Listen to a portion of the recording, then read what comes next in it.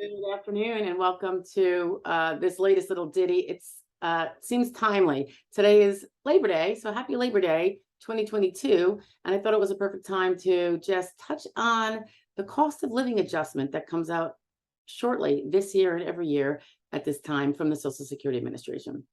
It's really important this year because we have this inflation that is really making things difficult for people, particularly those on fixed incomes. That would include Social Security and supplemental security income. With regard to Social Security, that would be retirement benefits, disability benefits, survivor benefits, and dependent benefits based on a worker's record for children, and sometimes even the parents of the worker. So many of these folks, you might be one of them, can't just readily go out and get a part-time job to make up the difference in the big inflation that's been going on. So many people have had to make choices between cutting back on medications, cutting back on maybe healthier foods that cost more.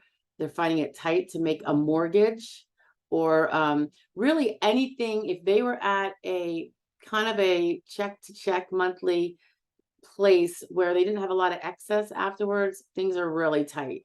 And I don't know if it's going to get worse, but this is where it is now.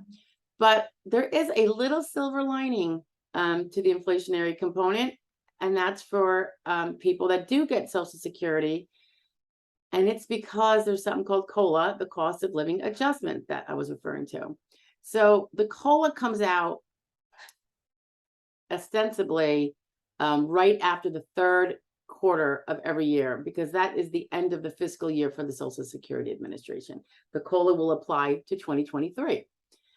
And we don't have the number yet because it relies on what the third quarter CPI of workers and urban and clerical workers, what that basket of goods in that CPI is.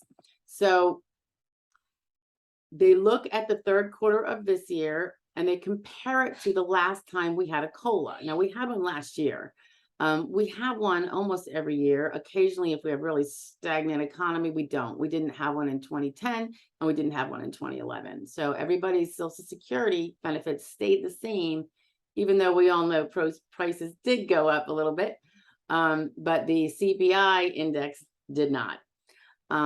So what we're looking at is some expectations that I've been reviewing from some of the experts in the field.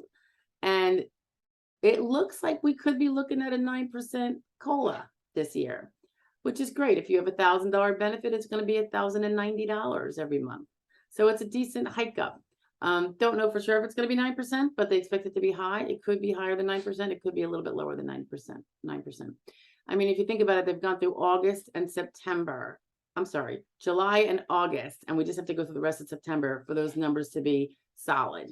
So, and what they do is, again, they compare it to the last year figure, or if we didn't have a COLA increase the year prior, it would be the last time it was increased. If inflation then plummets, let's say we have a reduction in prices. Now, this is kind of unheard of, but we don't know where things are going, right? Will our COLA from this year, let's say it's 9%, be taken away next year because things go south in a different way?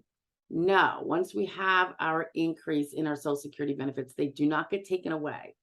What can happen is if the prices went down, such as zero increase in inflation or increase in prices or a decrease in prices, it's going to stay the same, the benefit. But when later on inflation with a healthier economy, a reasonable inflation, not a hyperinflation, when that occurs, they will be doing the math from the last time it was increased to now. So let's say it went down a year, you didn't get penalized for that. You know, there was no reduction in benefit because they don't do that, thankfully.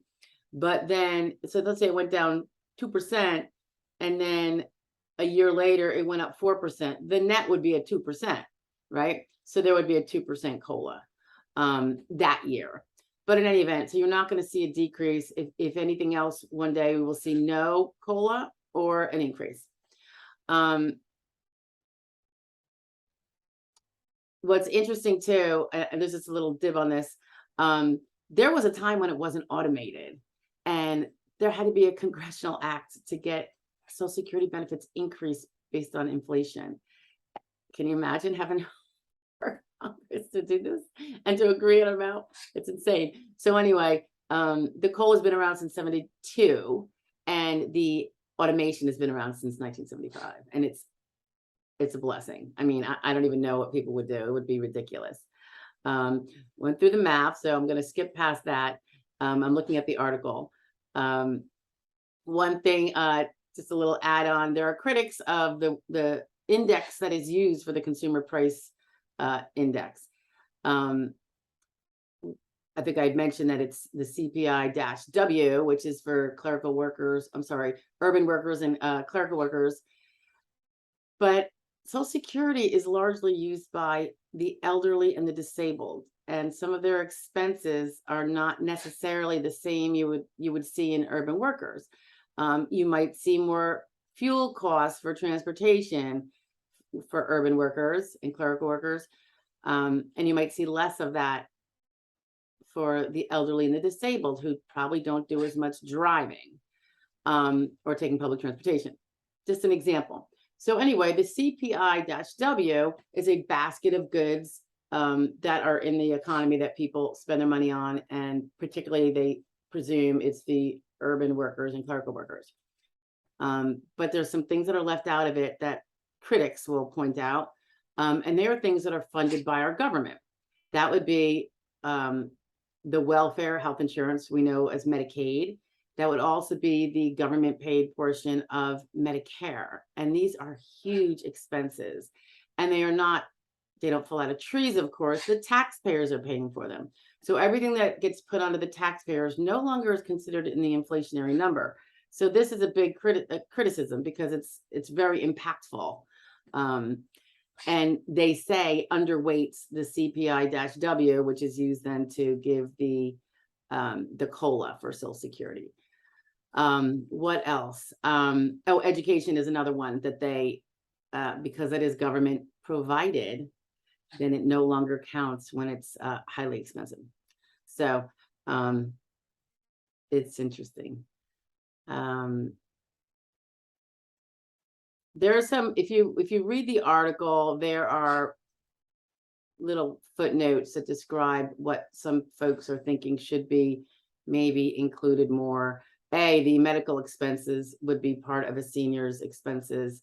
If they're on Medicare, they have copays, they have deductibles. If they're on Medicaid, they generally aren't footing that, but the taxpayers are.